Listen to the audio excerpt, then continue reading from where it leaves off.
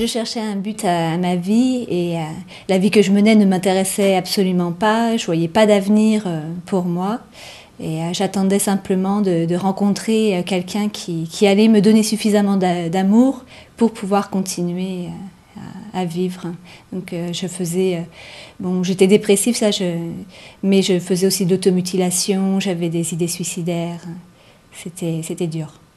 À l'âge de 17 ans, j'ai vécu quelque chose de dramatique dans ma vie qui m'a fait plonger dans une grosse dépression nerveuse et à la suite de laquelle, au bout de quelques mois, j'ai fait une tentative de suicide.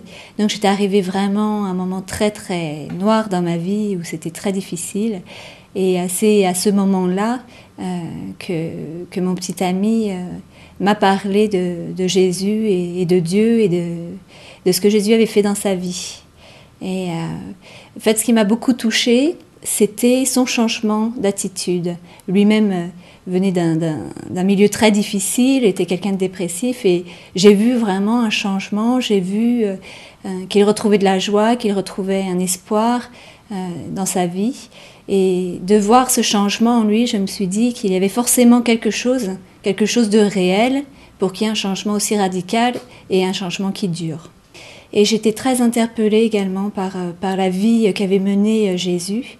J'étais très interpellée par ce qu'il faisait pour les hommes, par sa bonté, son amour pour les hommes.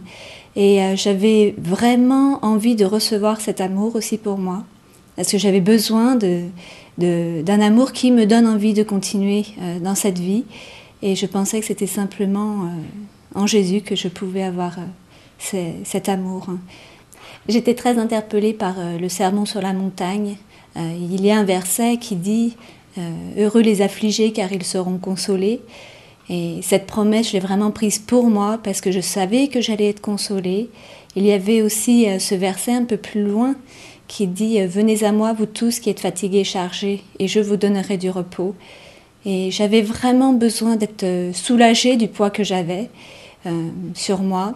Et j'avais besoin de ce repos que promettait Jésus. Et c'était vraiment à ce moment-là, entre le témoignage que j'avais eu de mon petit ami, ce changement d'attitude, et entre ce que je pouvais lire dans l'Évangile, que j'ai donné ma vie à Jésus sans retenue, parce que je savais que c'était comme ça que je pourrais continuer à vivre. Et c'était cette vie que je voulais mener. Je voulais vivre avec Jésus, avec Dieu, pour toute ma vie. Après avoir donné ma vie à Jésus, après avoir fait ce pas de foi, beaucoup de choses ont changé dans ma vie. Ma dépression nerveuse est partie en quelque sorte, dans le sens où Jésus vraiment l'a enlevé de sur moi, il m'a enlevé ce poids de sur les épaules. J'avais plus envie de me suicider, je ne pleurais plus toute la journée comme je faisais avant, mais au contraire, j'avais retrouvé ce goût de vivre et cet espoir pour l'avenir. Et oui, j'avais vraiment envie de vivre cette vie avec lui, une vie nouvelle et la vie en abondance dont il parle dans son évangile.